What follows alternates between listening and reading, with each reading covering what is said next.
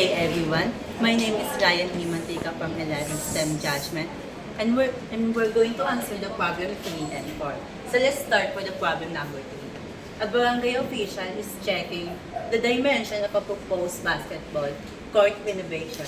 They have a sketch where the T, also called the restricted area, is represented as a rectangle of 3.5 cm by 2.45 cm. The label states is 1 centimeter is equivalent to 2 meters.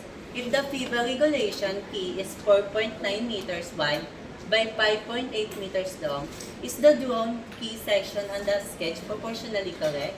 Assume the longer side is the length. So step 1, we're going to convert the sketch dimension using the scale. Length on the sketch is 3.5 centimeter.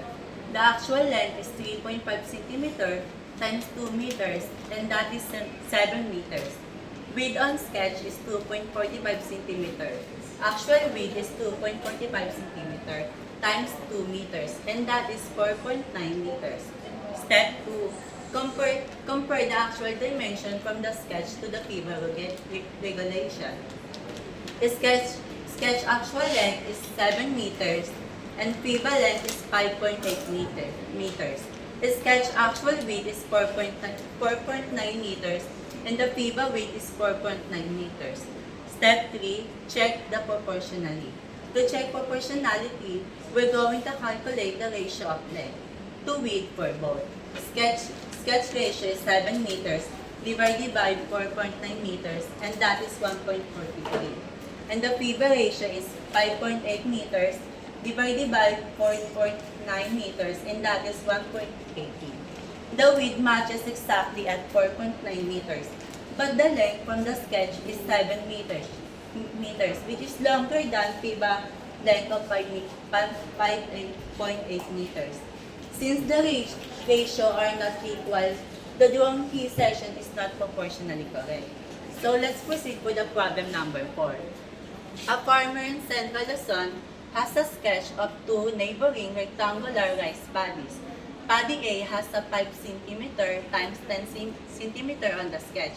The paddy with a scale of 1 by 5,000.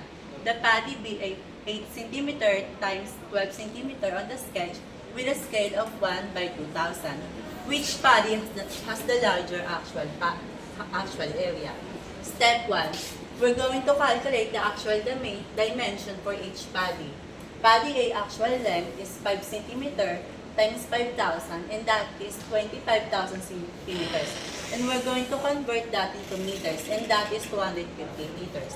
And the paddy A actual width is 10 cm times 5,000, and that is 50,000 centimeters, and that is 500 meters. The paddy A actual area is 250 meters times 500 meters, and that is 125,000 meters square. So the paddy B actual length is 8 cm times 2,500, and that is 20,000 centimeters. And convert to meters, that is 200. The paddy B actual width 12 cm times 2,500, and that is 30,000 and 300 meters. The paddy B actual area is 200 meters times 300 meters, that is 6,000 meters square. Step 2, for the last step, we're going to compare the actual areas. The paddy A area is 125,000 meters square, and paddy B area is 6,000 meters square. So the answer is paddy A has the larger actual areas, and that's it. Thank you for listening.